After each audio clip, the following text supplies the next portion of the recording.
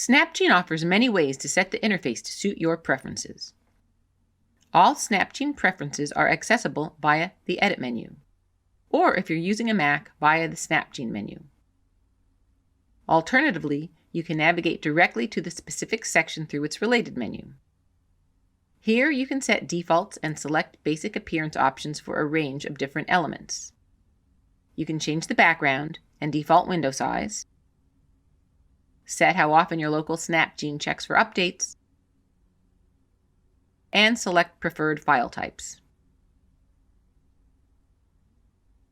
You can organize SnapGene collections, choose what you want to display by default,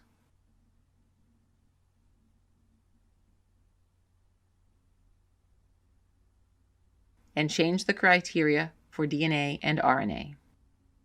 There are options for determining enzyme appearance in map and sequence view, selecting your parental enzyme set, or choosing your preferred enzyme suppliers.